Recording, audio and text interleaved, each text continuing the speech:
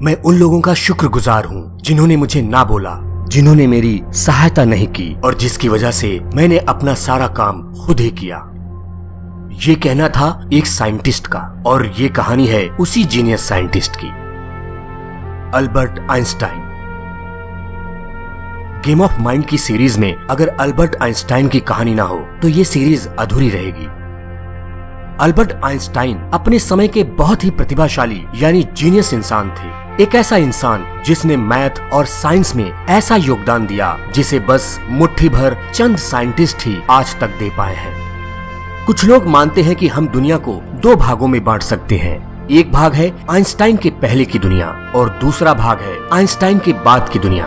और ऐसा मानने के पीछे एक वजह है। आइंस्टाइन ने दुनिया को 3 अक्षरों वाला एक फॉर्मूला दिया, E=mc², और इस फॉर्मूले ने साइंस को बदल दिया, साइंटिस्ट की सोच को बदल दी और इसी फॉर्मूले की वजह से हम अल्बर्ट आइंस्टाइन को जानते हैं। उन्होंने साइंस के क्षेत्र में बहुत बड़ा योगदान दिया और इसीलिए सन 1921 में उनको नोबेल पुरस्कार मिला। उन्होंने 300 से ज्यादा साइंटिफिक पेपर्स यानी वैज्ञानिक शोध पत्रों को प्रकाशित करवाया। सन 1999 में टाइम मैगजीन ने 20वीं शताब्दी यानी 20th सेंचुरी के 100 सबसे ज्यादा प्रभावशाली यानी इन्फ्लुएंशियल लोगों की लिस्ट जारी की और उसमें अल्बर्ट आइंस्टाइन को पर्सन ऑफ द सेंचुरी यानी शताब्दी पुरुष घोषित किया। जर्मनी में पैदा होने के बावजूद जर्मन लोगों से खतरा, हिटलर के डर से जिनको अपने देश को छोड़कर अमेरिका जाना पड़ा। अमेरिका में भी FBI उनके पीछे 20 सालों तक पड़ी रही और मृत्यु के बाद भी जिनके मस्तिष्क पर बहुत समय तक शोध चलता रहा। क्या सच्चाई थी इन सब के पीछे और इन सब मुश्किलों के बीच में कैसे अल्बर्ट आइंस्टाइन ने अपनी जिंदगी के मकसद को पूरा किया? उनकी जिंदगी से जुड़ी इन सब बातों और कहानियों को जानने के लिए मैं आपको इतिहास में करीब 150 साल पहले ले चलता हूँ। कुछ 150 साल पहले जब इलेक्ट्रिसिटी नहीं थी और जर्मन के शहरों पर सूरज डूबने के बाद अंधकार का राज होता था और वो शहर बहुत खतरनाक हो जाते थे। फिर थॉमस अल्वा एडिसन के DC करंट ने जर्मनी के शहरों को कुछ रोशनी दी। जर्मनी के शहरों में एक छोटा सा शहर था, उल्म, और इस शहर में रहते थे हरमन और पोलिन आइंस्टाइन।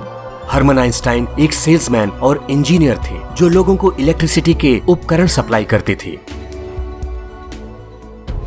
14 मार्च 1879 एक खुशी से भरा दिन था हरमन और पोलिन आइंस्टाइन के लिए। उनके घर में उस दिन एक बेटे ने जन्म लिया। प्यार से उसका नाम उन दोनों ने अल्बर्ट रखा। अल्बर्ट का सर उसके शरीर की तुलना में बड़ा था और ठीक शेप में नहीं था और हरमन और पोलिन को डर था कि कहीं उसको कोई प्रॉब्लम तो नहीं है। जब अल्बर्ट की दादी यानी हरमन की माँ ने उसको पहली बार देखा तो उन्होंने भी ये कहा कि उसका सर बड़ा है, लेकिन कुछ दिनों में ही अल्बर्ट का सर धीरे धीरे सही शेप में आने लगा। हरमन और पोलिन आइंस्टाइन अपने बेटे को बहुत प्यार करते थे। जैसे जैसे अल्बर्ट बड़ा होने लगा, हरमन और पोलिन को एक नई चिंता सताने लगी। अल्बर्ट कुछ भी बोलता नहीं था, लेकिन चिंता होने के बावजूद हरमन और पोलिन को ये उम्मीद थी कि एक दिन वो जरूर बोलेगा। लेकिन साथ ही साथ उनके मन में एक डर जरूर था कि कहीं उनका बच्चा एक मंदबुद्धि बच्चा तो नहीं है। सन 1880 अल्बर्ट अब 1 साल का हो चुका था और उसने थोड़ा थोड़ा बोलना भी शुरू किया था। कुछ लोगों का कहना है कि उसने 4 साल के बाद बोलना शुरू किया और जब पहली बार वो बोला था तो उसके शब्द थे, the soup is too hot, soup बहुत गर्म है। जब हरमन और पोलिन ने उससे पूछा कि तुम पहले क्यों नहीं बोले, तो अल्बर्ट ने कहा कि अब तक सब कुछ ठीक चल रहा था। अल्बर्ट के साथ प्रॉब्लम ये थी कि वो लैंग्वेज यानी भाषा को जल्दी पकड़ नहीं पाते थे, जैसा कि दूसरे बच्चे जन्म के बाद करते हैं। ये प्रॉब्लम उसको 9 साल तक थी। वो सेंटेंस को अपने माइंड में दोहराता रहता था जब तक वो उनको ठीक से बोल नहीं पाता था। उसी साल यानी सन 1880 में हरमन और पोलिन उल्म से लगभग 160 किलोमीटर दूर म्यूनिक में जाकर रहने लगे। म्यूनिक में आइंस्टाइन के पिता और उसके चाचा जेकब ने एक कंपनी बनाई जो कि थॉमस अल्वा एडिसन के DC करंट के लिए इलेक्ट्रिकल इक्विपमेंट बनाती थी। आगे की कहानी सन 1881 से सन 1885 के बीच में से होके गुजरेगी। अल्बर्ट 2 साल का हुआ और तब उसकी बहन का जन्म हुआ। हरमन और पोलिन ने उसका नाम रखा माजा। अपनी एक छोटी बहन को पाकर अल्बर्ट बहुत खुश हुआ। अल्बर्ट दूसरे बच्चों के साथ घुल मिल नहीं पाता था। उनके साथ खेलता भी नहीं था और बहुत ही शांत रहता था। उसको खेलना कूदना अच्छा नहीं लगता था। आजादी बहुत पसंद थी उसको और वो हर तरफ शांति चाहता था। अल्बर्ट बचपन में अपने पिता से कहता था कि वो बड़ा होकर सेना में सिपाही नहीं बनेगा। जब वो रोड पर सेना के सिपाहियों को परेड करते हुए देखता तो उसको बहुत दुख होता था। उसको लगता था कि सेना के लोगों को आजादी से घूमने की इजाजत नहीं थी और उनकी लाइफ बस एक मशीन की तरह थी और युद्ध होने पर वो मर जाते थे। हिंसा और युद्ध से नफरत थी अल्बर्ट को। वो अपने बचपन में या तो अकेले या फिर अपनी बहन माजा के साथ खेलता और उसके खेल भी कुछ इस तरह के होते थे जिससे उसको कुछ सीखने को मिले। उसको घूमना बहुत पसंद था और नेचर यानी प्रकृति से लगाव बहुत था। नदी को, पहाड़ को, आसमान को देखकर उसके मन में बहुत से सवाल आते थे। ब्रह्मांड में छुपे रहस्यों को जानने की जिज्ञासा उसके मन में बनी रहती थी। धीरे धीरे ढेर सारे सवालों को लिए अल्बर्ट अब 5 साल का हो गया था और अब तक वो ठीक से बोलने भी लगा था। उसके बर्थडे पर हरमन ने उसको एक चुंबकीय दिक्सूचक यानी मैग्नेटिक कंपास दिया। ऐसा गिफ्ट पाकर अल्बर्ट को बहुत अच्छा लगा। वो मैग्नेटिक कंपास को देखता रहता और सोचता कि इसकी सुई हमेशा नॉर्थ यानी उत्तर की तरफ ही क्यों रहती है। उसको लगता था कि उसमें ऐसा कुछ जरूर होगा जो उसकी सुई को हिलाता है, पर वो मुझे दिखता नहीं। इस तरह के और भी सवाल अल्बर्ट के माइंड में आते रहते थे। कहानी अब 1885 से 1888 के बीच में से गुजरेगी। अल्बर्ट के 5 साल पूरा करने के बाद उसका एडमिशन म्यूनिक के एक कैथोलिक प्राइमरी स्कूल में करवा दिया गया। उसकी माँ पोलिन को म्यूजिक बहुत पसंद था और वो पियानो बहुत अच्छा बजाती थी। पोलिन चाहती थी कि अल्बर्ट भी म्यूजिक सीखे क्योंकि उनका मानना था कि म्यूजिक से जिंदगी में सुख और शांति आती है, आदमी का तनाव दूर होता है। और यही सोचकर उन्होंने अल्बर्ट को वायलिन बजाना सिखाना शुरू किया। स्कूल में भी म्यूजिक टीचर अल्बर्ट को वायलिन बजाना सिखाते थे। अल्बर्ट जब वायलिन बजाना सीख रहा था तो उसको प्रैक्टिस करना बिल्कुल अच्छा नहीं लगता था क्योंकि वो किसी चीज को बार बार करना पसंद नहीं करता था। शुरुआत में तो उसको म्यूजिक बिल्कुल पसंद नहीं था और एक बार तो उसने म्यूजिक टीचर पर अपनी चेयर फेंक दी थी, लेकिन फिर धीरे धीरे उसको म्यूजिक अच्छा लगने लगा। आखिरकार वायलिन बजाना सीख लिया अल्बर्ट ने और फिर म्यूजिक से उसको इतना प्यार हो गया जो प्यार उसकी पूरी जिंदगी भर बना रहा। अपने वायलिन का नाम अल्बर्ट ने रखा था लीना। म्यूजिक से जब प्यार हुआ अल्बर्ट को तो उसके बाद उसने कई सॉन्ग्स भी लिखे और उनको गाया भी।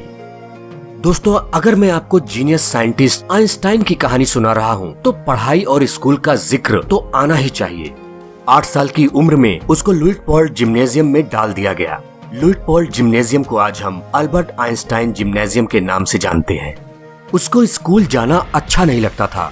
उसको लगता था कि स्कूल में छात्रों की जिंदगी भी सेना के सिपाहियों जैसी ही होती थी, कोई आजादी नहीं। खुल के सोचना और सवाल करना पसंद था अल्बर्ट को। कोई विचार या किताब में लिखी कोई बात को बिना कुछ सोचे समझे मान लेना अल्बर्ट आइंस्टाइन को बिल्कुल पसंद नहीं था। उसका मानना था कि पहले हमको किसी भी चीज को अच्छे से समझ लेना चाहिए, तभी उसको मानना चाहिए।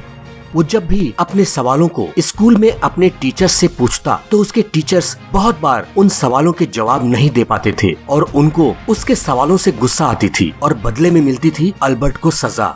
टीचर्स को लगता था कि ये लड़का बस फालतू के सवाल पूछता रहता है। वो अल्बर्ट को जीनियस या टैलेंटेड छात्र नहीं मानते थे। उनको लगता था कि ये अपनी जिंदगी में कुछ भी हासिल नहीं कर पाएगा, लेकिन अल्बर्ट के नंबर अच्छे आते थे और हम सब ये जानते हैं कि वक्त ने बता दिया कि अल्बर्ट क्या था। कई महान लोगों के साथ उनकी जिंदगी में ऐसा ही कुछ हुआ है। अल्बर्ट आइंस्टाइन की कहानी अब साल 1888 से साल 1893 के बीच से होकर गुजरेगी। धर्म। आइंस्टाइन परिवार का धर्म क्या था? आइंस्टाइन परिवार यहूदी थे। यहूदी होना भी उनके लिए बहुत सी समस्याएं लेकर आया क्योंकि जर्मनी में ज्यादा संख्या में ईसाई थे और यहूदियों की संख्या बहुत कम थी। लेकिन अल्बर्ट धार्मिक किताबों को पढ़ता था। उसने बाइबल पढ़ी, धर्म को समझने की कोशिश की, लेकिन धीरे धीरे उसको ये बात भी समझ में आने लगी कि कोई भी धर्म इंसान को कुछ गलत नहीं सिखाता, लेकिन इंसान कई बार उसको तोड़ मरोड़ के अपने फायदे के लिए इस्तेमाल करते हैं और यही बात उनको अच्छी नहीं लगती थी। यहूदी होने के कारण भी अल्बर्ट को स्कूल में बहुत सी प्रॉब्लम्स होती थी। स्टूडेंट्स उसका मजाक उड़ाते थे और उसको परेशान करते थे क्योंकि वहाँ ज्यादा संख्या में ईसाई स्टूडेंट्स थे। ये भी एक कारण था जिसकी वजह से अल्बर्ट स्कूल जाना पसंद नहीं करता था। मैं उस समय की बात कर रहा हूँ जब आइंस्टाइन बड़े हो रहे थे। चारों तरफ के इस तरह के वातावरण ने उसके ऊपर बहुत बुरा असर डाला और वो चुपचाप और अकेला रहने लगा। लेकिन उन सालों में उसका एक दोस्त बना, मैक्स टैलमे। वो भी एक यहूदी था और अल्बर्ट से उम्र में थोड़ा बड़ा था। वो अल्बर्ट को घर पे ट्यूशन पढ़ाने के लिए आता था। मैक्स टैलमे मेडिकल साइंस यानी चिकित्सा विज्ञान का स्टूडेंट था और वो अल्बर्ट को कई किताबें भी पढ़ने के लिए देता था। अल्बर्ट अपने दोस्त और ट्यूटर मैक्स टैलमे से साइंस और फिलॉसफी यानी दर्शन के बारे में सवाल करता।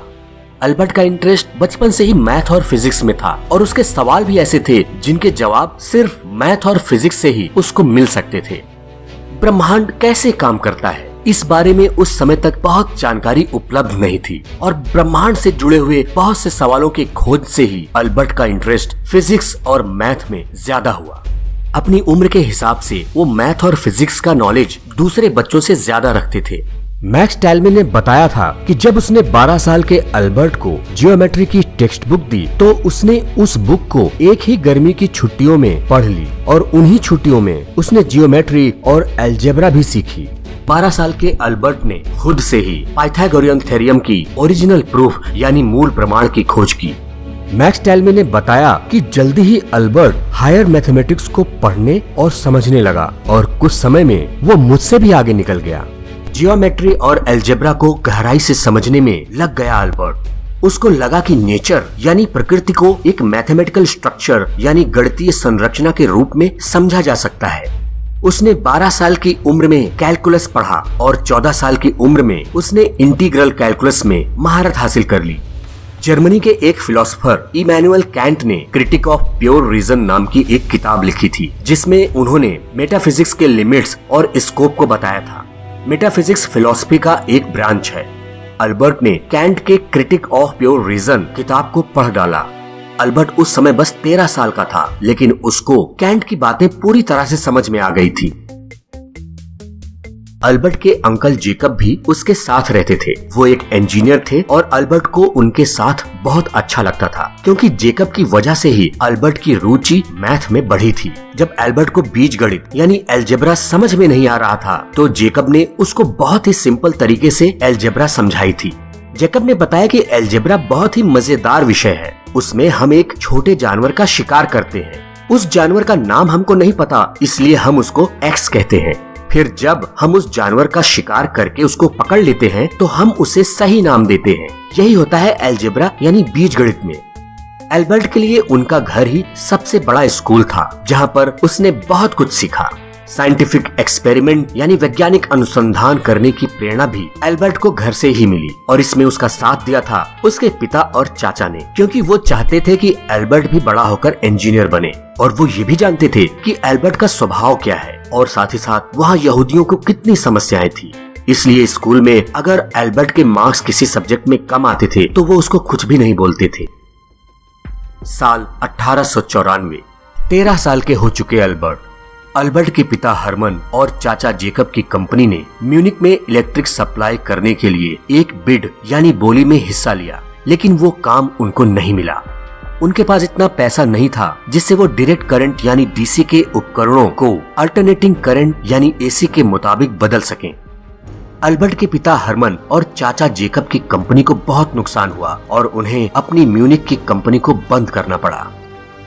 नए बिजनेस की तलाश में आइंस्टाइन परिवार को इटली के मिलान शहर में जाना पड़ा और फिर वहाँ से कुछ महीनों बाद वो पैविया चले गए। लेकिन अल्बर्ट को म्यूनिक में ही रुकना पड़ा और लुइटपोल्ड जिम्नेजियम स्कूल में अपनी पढ़ाई पूरी करनी पड़ी। अल्बर्ट अपनी फैमिली के चले जाने के कारण बहुत उदास रहने लगा। उसको लुइटपोल्ड जिम्नेजियम पसंद नहीं था, लेकिन जर्मनी का वही बड़ा स्कूल था जहाँ स्टूडेंट्स अपनी पढ़ाई करके किसी यूनिवर्सिटी में पढ़ने के लिए तैयार हो पाते थे। अल्बर्ट के पिता चाहते थे कि वो इलेक्ट्रिकल इंजीनियरिंग में डिग्री हासिल करे, लेकिन लुइटपोल्ड जिम्नेजियम स्कूल में पढ़ते हुए एक बार अल्बर्ट स्कूल अथॉरिटीज से भिड़ गए और उन्होंने स्कूल के टीचिंग मेथड का कड़ा विरोध किया। अल्बर्ट कहता था कि यहाँ पर हमको सिर्फ रटाया जाता है, हमारी क्रिएटिव थॉट और किसी चीज को सही ढंग से सीखने के लिए कोई कुछ नहीं सोचता। अल्बर्ट उस स्कूल में एक दिन भी पढ़ना नहीं चाहते थे और दिसंबर 1894 में वो बीमारी का बहाना करके पैविया में अपने फैमिली के पास चले गए। अल्बर्ट को इटली बहुत अच्छा लगा। इटली में बड़े बड़े संग्रहालय, देखने लायक खूबसूरत जगहें और कला और सांस्कृतिक केंद्र भी थे जो अल्बर्ट को बहुत अच्छे लगे और उसको यहाँ पढ़ने और सोचने के लिए बहुत कुछ मिला। वो संगीत सुनता, पहाड़ों पर चला जाता और नाव भी चलानी सीखी। अल्बर्ट कहता था कि उसका इटली में गुजरा हुआ वक्त बहुत अच्छा था। अल्बर्ट ने साल 1894 में अपना पहला रिसर्च पेपर लिखा जिसका टाइटल दिया था उसने on the investigation of the state of the ether in a magnetic field. 15 साल के थे वो।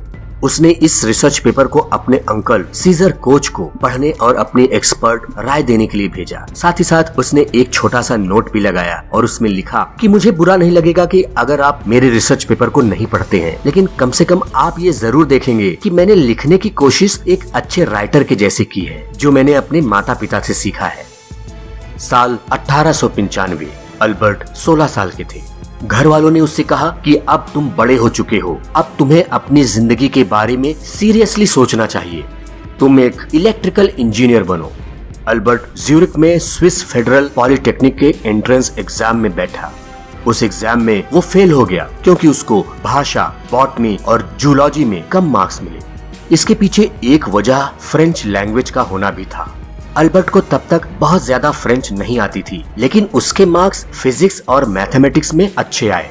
स्विस फेडरल पॉलिटेक्निक के प्रिंसिपल ने अल्बर्ट को सलाह दी कि तुमने मैथ्स और फिजिक्स में अच्छे मार्क्स लाए हैं, इसलिए अगर तुम स्विट्जरलैंड के आराउ जगह में स्थित आर्गोवियन कॉन्टिनेंटल स्कूल में 1 साल की पढ़ाई करो तो तुम इस एग्जाम को जरूर पास कर लोगे।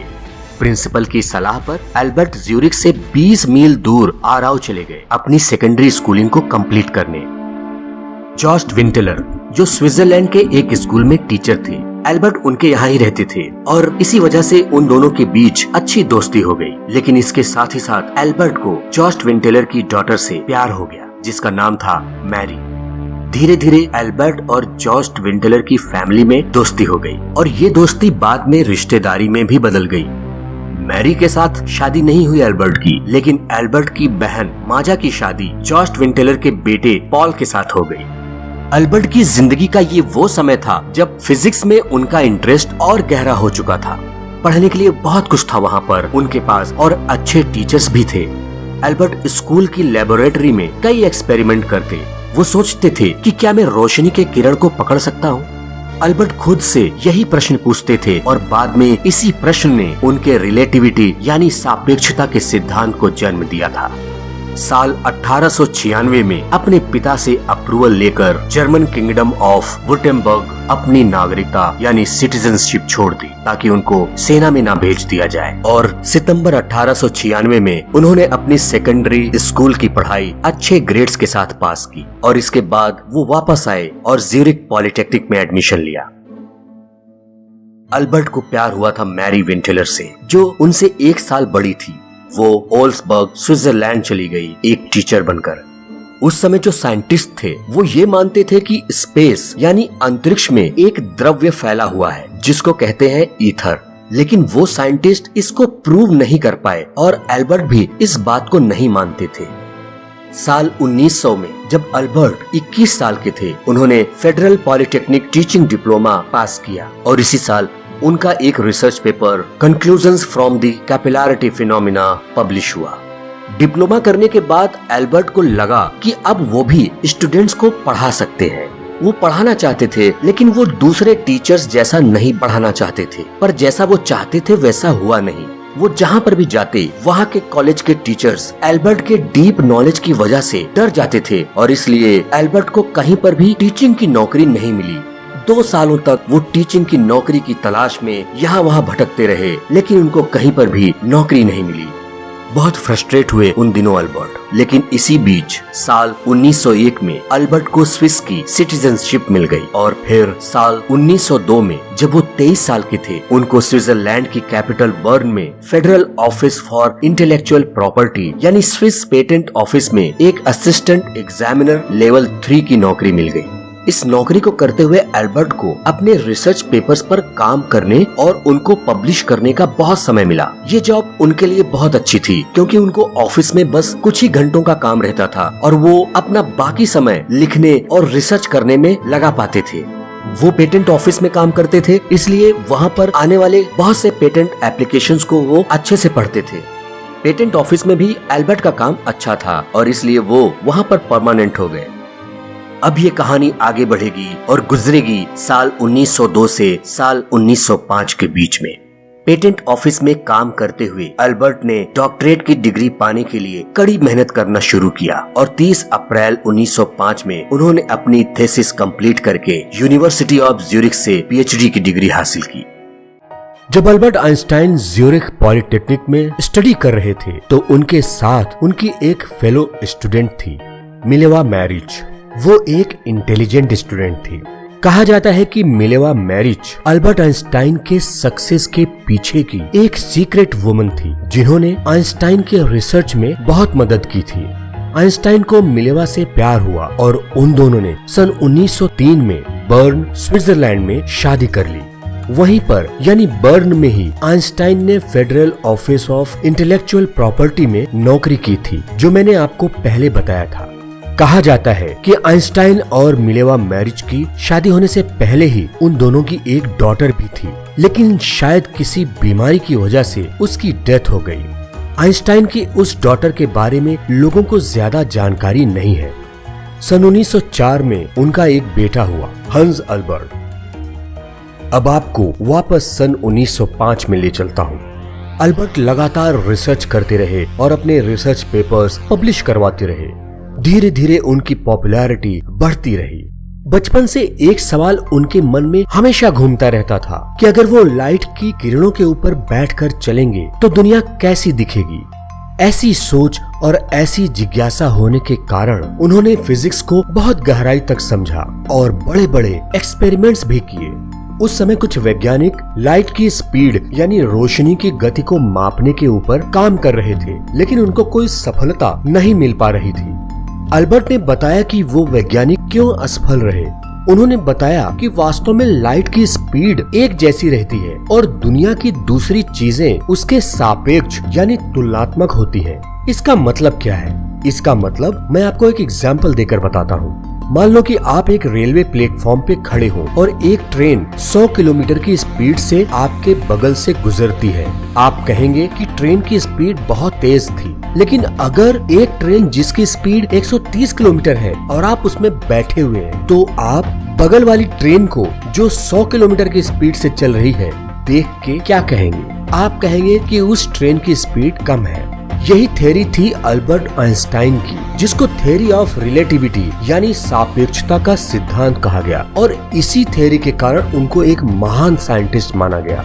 ये रिलेटिविटी थ्योरी बस इतनी नहीं है, इसमें बहुत कुछ छिपा हुआ है जिसने विज्ञान के लिए नई सोच के बहुत सारे दरवाजे खोल दिए थे। आइजैक न्यूटन एक महान वैज्ञानिक थे। उन्होंने कहा था कि समय हमेशा एक जैसा रहता है। आइंस्टाइन ने कहा कि समय यानी टाइम भी अन्य दूसरी वस्तुओं के सापेक्ष है। उनके इस सिद्धांत ने समय, अंतरिक्ष, गति और ग्रेविटेशन यानी गुरुत्वाकर्षण से जुड़े हुए विचार दिए, जिससे वैज्ञानिकों की सोच ही बदल गई। इसी सिद्धांत के आधार पर बना अल्बर्ट आइंस्टाइन का E=mc² का फेमस फार्मूला और इसी फार्मूले के हेल्प से एटॉमिक यानी परमाणु बम बनाया जा सका। अल्बर्ट आइंस्टाइन ने बताया था कि लाइट को हम छोटे छोटे बिंदुओं की एक धारा कह सकते हैं। इसी के कारण इलेक्ट्रिक आई यानी विद्युत नेत्र की बुनियाद रखी गई और इसी के कारण टेलीविजन, ध्वनि चलचित्र यानी टॉकी और दूसरे रिसर्च वर्क साइंटिस्ट ने पूरे किए थे। 1908 तक वो बहुत ही फेमस साइंटिस्ट बन गए थे और उनको यूनिवर्सिटी ऑफ बर्न में एक लेक्चरर की तरह अपॉइंट कर लिया गया। आइंस्टाइन बर्न में सन 1909 तक रहे। 1909 में अल्बर्ट आइंस्टाइन ज्यूरिख चले गए, जहां उनको यूनिवर्सिटी ऑफ ज्यूरिख में प्रोफेसर की जॉब मिली। सन 1910 में उनका दूसरा बेटा हुआ, एडवर्ड। 1911 में अल्बर्ट प्रेग चले गए, जहां उन्होंने चार्ल्स फर्डिनेंड यूनिवर्सिटी में प्रोफेसर की नौकरी की। एक साल बाद जुलाई 1912 में वो वापस चले गए ज्यूरिख प्रोफेसर की नौकरी करने। 2 साल तक रहने के बाद आइंस्टाइन अप्रैल 1914 में अपनी वाइफ के साथ बर्लिन चले गए। आइंस्टाइन के लगातार एक जगह से दूसरे जगह जाने और कुछ अन्य कारणों से उनमें और उनकी पत्नी में कुछ मतभेद हो गए और वो दोनों 1914 में ही एक दूसरे से अलग हो गए। आइंस्टाइन की वाइफ मैरिक अपने दोनों बेटों को लेके उनसे अलग हो गई और 5 साल बाद 1919 में दोनों का डिवोर्स हो गया।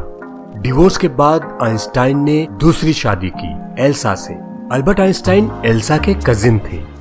कहानी आगे बढ़ती है और सन 1921 में पहुंचती है। अब अल्बर्ट 42 साल के थे। 2 अप्रैल 1921 को आइंस्टाइन ने पहली बार अमेरिका में न्यूयॉर्क सिटी में कदम रखा। उनको वहां पर कोलंबिया यूनिवर्सिटी और प्रिंसटन यूनिवर्सिटी में लेक्चर्स देने के लिए बुलाया गया था। 1922 में उनको फिजिक्स में नोबेल पुरस्कार मिला। वो प्राइज उनको मिला था उनके थ्योरेटिकल फिजिक्स और खासकर लॉ ऑफ फोटोइलेक्ट्रिक इफेक्ट के ऊपर उनकी खोज पर। आइंस्टाइन ने नोबेल प्राइज मनी को अपनी पूर्व पत्नी मिलेवा मैरिज को दे दिया ताकि उनके दोनों बेटों की परवरिश अच्छे से हो सके। दिसंबर 1930 में आइंस्टाइन ने दूसरी बार अमेरिका में कदम रखा, कैलिफोर्निया इंस्टीट्यूट ऑफ टेक्नोलॉजी में एक रिसर्च फेलो बनकर काम करने के लिए। सन 1933 जर्मनी में हिटलर बहुत ताकतवर हो चुका था। 1933 में आइंस्टाइन के बर्लिन वाले अपार्टमेंट पर नाजियों ने 2 बार रेड डाली। यहाँ तक कि नाजियों ने आइंस्टाइन की फोटो को जगह जगह पर चिपकाया और उनके सर पर $5000 का इनाम रखा और साथ ही साथ ये भी लिखा कि ये वो शख्स है जिसको अभी तक फांसी पे नहीं लटकाया जा सका है। आइंस्टाइन एक यहूदी थे और उस समय जर्मन के गवर्नमेंट ने जो नया लॉ पास किया उसके अनुसार यहूदियों को कोई भी गवर्नमेंट की पोस्ट नहीं दी जा सकती थी, यहाँ तक कि वो यूनिवर्सिटी में भी नहीं पढ़ा सकते थे। हजारों यहूदी वैज्ञानिकों को उनकी यूनिवर्सिटी की नौकरी छोड़ने के लिए कहा गया और उन सारी जगहों से उनके नाम हटा दिए गए जहां पर वो नौकरी कर रहे थे। आइंस्टाइन को जर्मनी में रहना खतरे से खाली न लगा, इसलिए उन्होंने जर्मनी छोड़ने का फैसला किया। अमेरिका में आइंस्टाइन को अपने यहाँ रहने का इनविटेशन मिला और फिर सन 1933 में आइंस्टाइन ने जर्मनी छोड़ दिया। हालांकि 7 सालों के बाद आइंस्टाइन को अमेरिका की सिटीजनशिप मिल गई थी, लेकिन अमेरिका में भी उनके शुरुआती दिन बहुत अच्छे नहीं गुजरे। अमेरिका में भी FBI उनके पीछे पड़ी रही। FBI को लगता था कि आइंस्टाइन एक डबल एजेंट है। उनको लगता था कि जर्मनी का होने के कारण हो सकता है कि आइंस्टाइन एक जासूस बनकर अमेरिका में आए हो। जब फ्रीडम ऑफ इंफॉर्मेशन एक्ट के तहत FBI ने अपनी इन्वेस्टिगेशन की रिपोर्ट पब्लिक के सामने रखी तो लोगों को ये पता चला कि उन्होंने आइंस्टाइन के ऊपर 177 पेजों की एक रिपोर्ट बनाई थी, जिस रिपोर्ट में FBI ने ये शक जाहिर किया था कि आइंस्टाइन बहुत खतरनाक व्यक्ति हो सकते हैं। 1933 के बाद लगभग 22 सालों तक, यहाँ तक कि अमेरिका की सिटीजनशिप मिलने के बाद भी FBI आइंस्टाइन पर लगातार नजर रखी थी। अगर ये वीडियो पसंद आया है तो प्लीज इसको लाइक और शेयर करना ना भूलें और अगर आप इस चैनल पर नए आए हो तो प्लीज इसको सब्सक्राइब कर लीजिए और नीचे बेल आइकन को हिट जरूर कर दें ताकि जब भी मेरी कोई वीडियो अपलोड हो तो आपको उसका नोटिफिकेशन मिल जाए और आप मेरे वीडियोस को मिस न कर सकें। आपके प्यार और सपोर्ट के लिए thank you so much friends.